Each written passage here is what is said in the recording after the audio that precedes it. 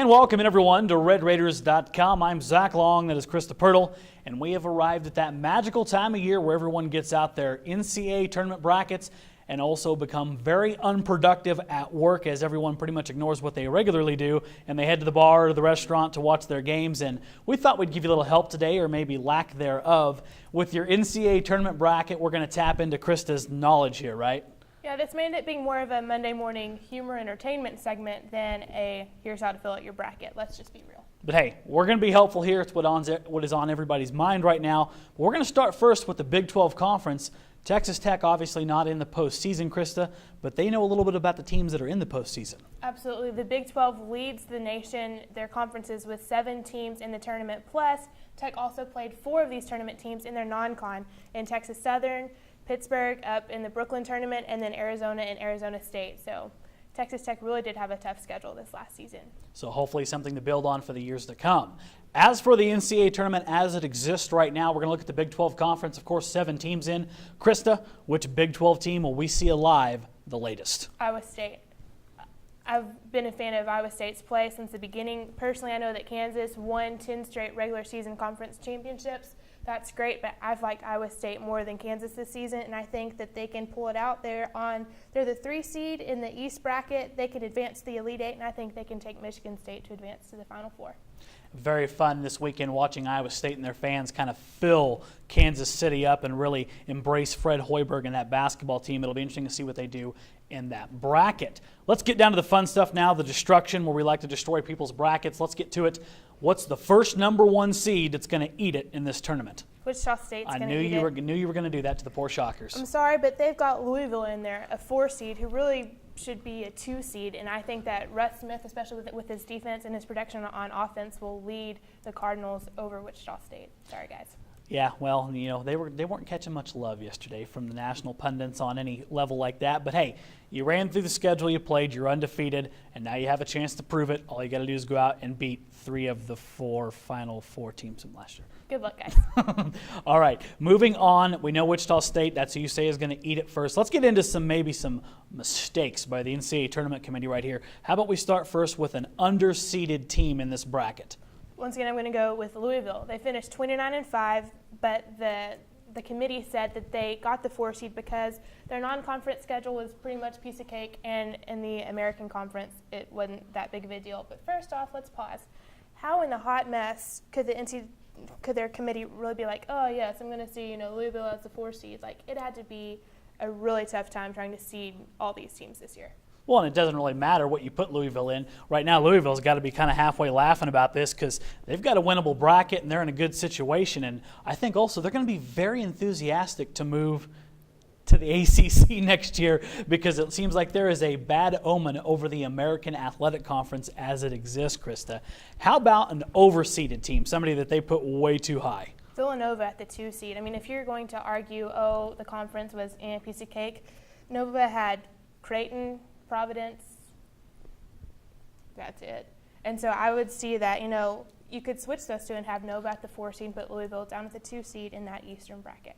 Now, as you're going through your bracket here and you're looking at these regions, we're going to tell you what we think is the easiest region, which should translate to you better pick that one pretty well if you're going to be successful in the old office pool, which don't exist. Krista, let's start first with what region they better be dead on with. I'm going with the East.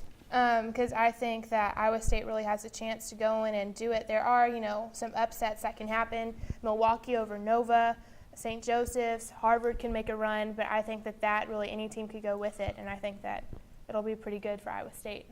What's the nightmare bracket where you might as well just start filling out random numbers?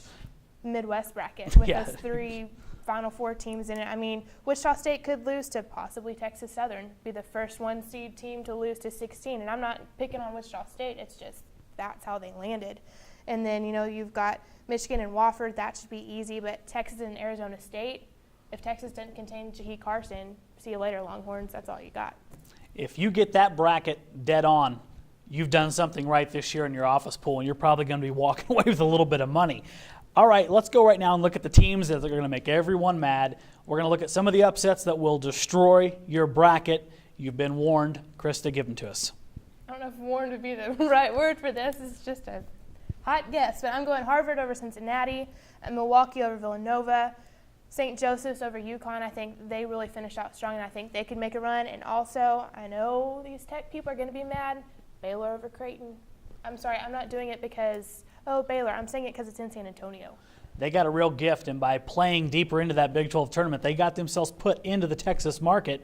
And you're right, that could be a tough task for anyone that runs up against them, especially being that close to the home base. And I think you're dead on there, too. Harvard, that seems to be a very sexy pick right now across the country. Not a lot of love for Cincinnati. They think they've got one scorer, and that's about it. And once again, back to our theme of I don't think people like the American Athletic Conference very much. Ta-da.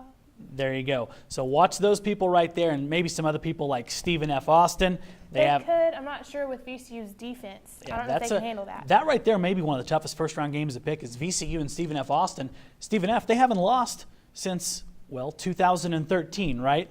It was in November, I do believe, is the last time that team has lost, and then Virginia Commonwealth, Shaka, everyone. That's a very sexy team to pick out right there, but that's dangerous. You missed that pick right there. One of those two teams may run themselves out a little bit deeper and can maybe cause you some headaches with your bracket. Okay, now the other fun part.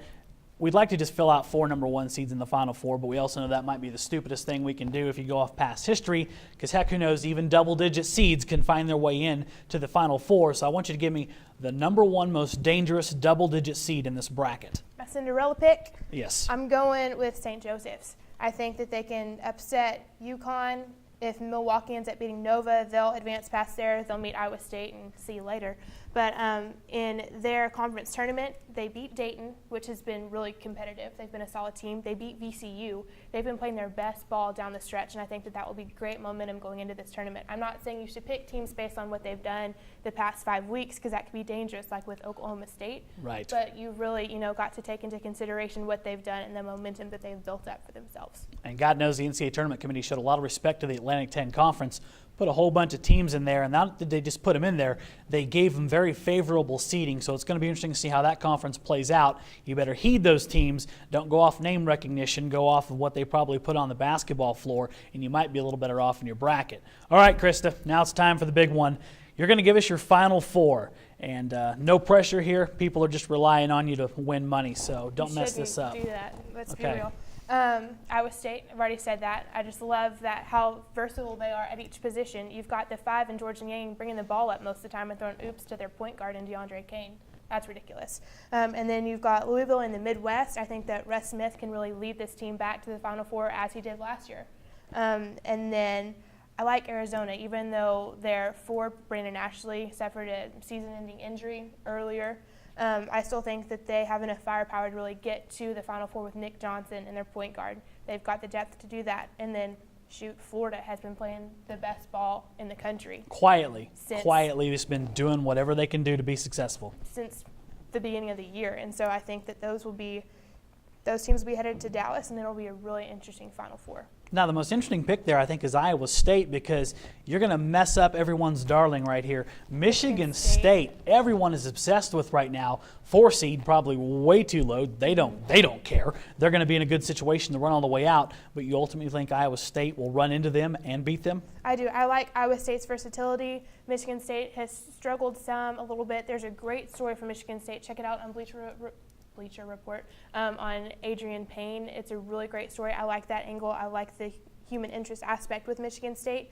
But on the court, I like how Hoiberg really teaches his team, and they adjust to different things. They put in a new play to run against Baylor in the Big 12 tournament final game, and that they scored like 6 points off of that. So he knows how to adjust and how to get his team to advance and keep moving forward.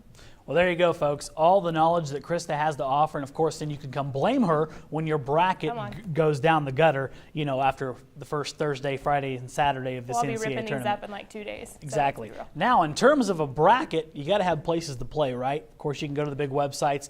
We can also have them do one right here with us. You can go to LubbockOnline.com and be part of our March Mayhem Challenge. And here's the fun thing about this one, Krista. This is a round-by-round competition. So if after the first week you're about to jump off a bridge because your entire bracket is destroyed, never fear. You got a new chance with every round to pick the teams that are remaining, and the winner is going to be determined upon who picks the most correct things round via round.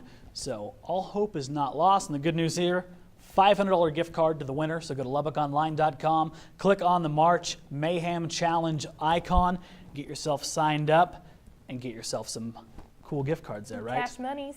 Absolutely. Well, there you go, folks. That is our best look at the NCAA tournament bracket. We'll be back with more coverage as we get deeper into the tournament and all those fun things, of course, over at RedRaiders.com and LubbockOnline.com. For now, though, I'm Zach Long. That is Krista Pirtle, and you're on RedRaiders.com.